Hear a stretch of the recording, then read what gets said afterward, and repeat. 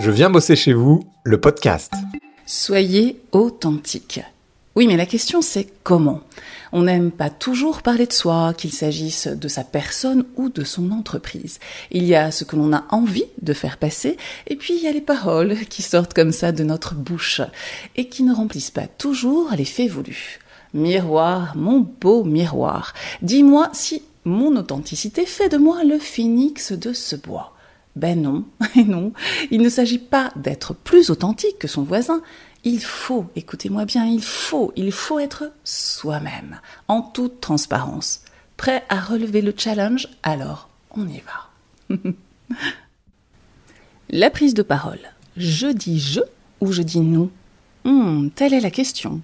Quand on s'exprime pour parler de son entreprise, on peut avoir le défaut de se cacher derrière un nous ou de vouloir prendre toute la lumière en abusant du je.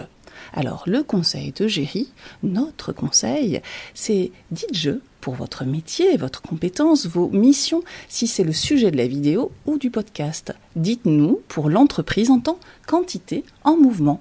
Voilà, c'est assez simple en fait. En communication, les adjectifs sont votre pire ennemi et je vous explique pourquoi.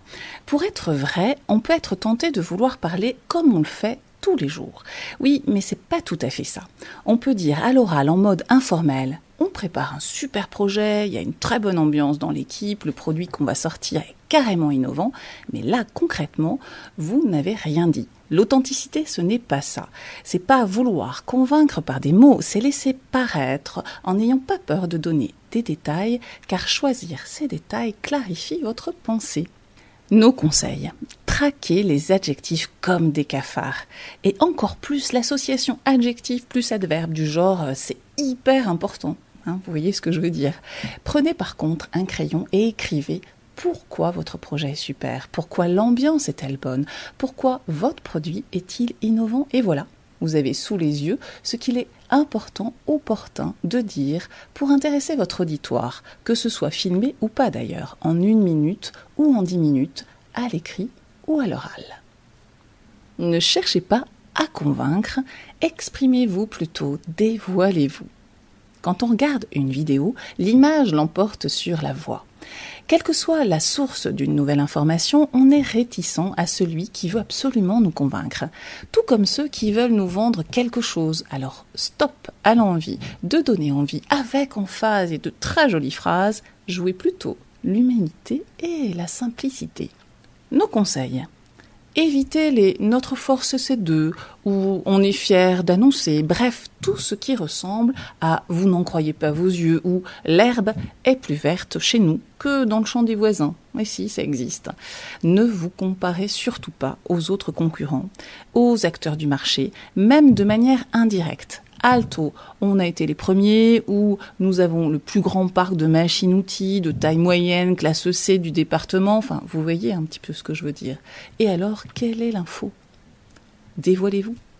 Authenticité, authentique, relisons ensemble le dictionnaire pour bien comprendre ce que ça veut dire.